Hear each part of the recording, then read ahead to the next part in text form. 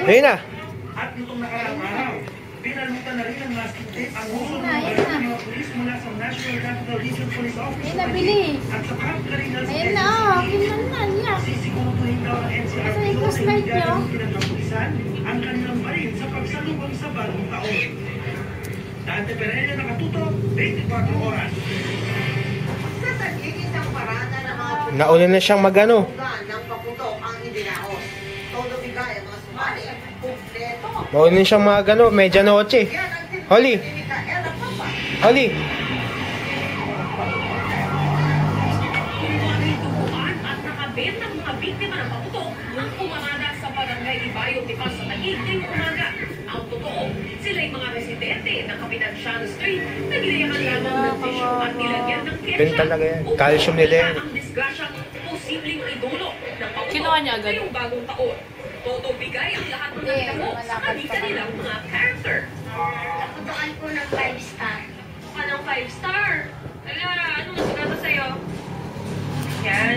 O, anong gagawin mo ngayong bagong taon? May ngipin yan, may ngipin. Meron. Natutugong ngayon kinagat kay James. Kinagat si James? Oo. Ba't hindi ka kinakagat? Lulunukin. Lulunukin niya yan? Oo. E di gagalaw-galaw si James. Hindi na. Ang isa, aakalain mo, naputol talaga ang binti with matching wheelchair pa. Ang isa ng lalaki, in character, Ilang araw niya yan? ng lasing na biktima Hindi ko alam. ng paputok. Hindi, ano, ingay lang. Binuwak na. Oo. Ano yung pinapakain mo? Ano? Wala.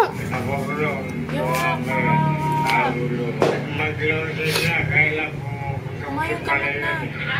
Itira mo na. Kumayong Yung ulo na lang, oh. Ulo na lang.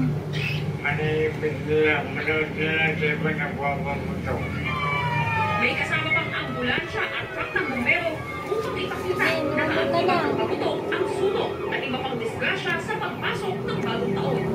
Minumulat namin yung mga bata na huwag gumamit ng paputok para hindi sila makadisgrasya. At the same time, nakakatulong pa kami sa kalikasan kasi walang usok, walang paputok. Kinagat ko.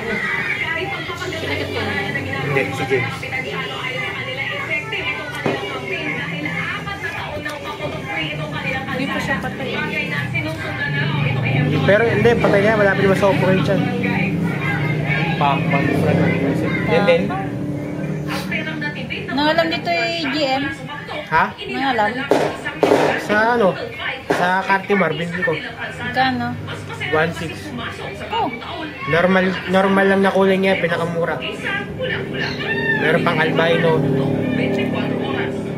Patayin na. Patay na yan, syempre sa operate. Hindi na makakain na yan. Yan ba yung nalagaan mo?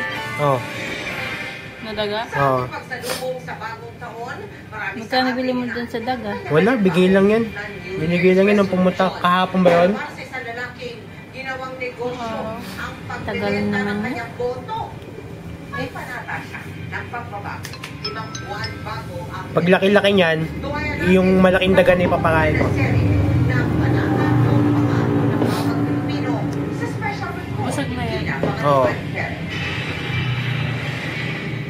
Alam mo, yung mata. Mas maayos na raw sana ang higaan ngayon ni Mang Juan. Yan, hindi na pangalan. Meron pa yung ulo.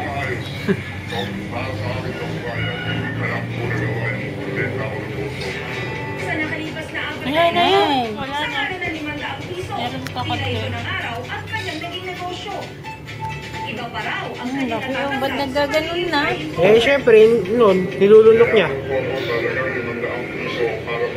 William Tumayan, no?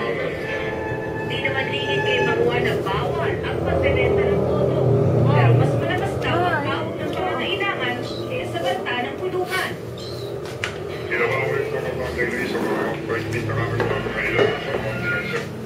Pero napagtanto ni Mang Juan, Meron pa, ayun po. kapatan niya ang Yung ilong. puhunan sa pagbebenta ng boto.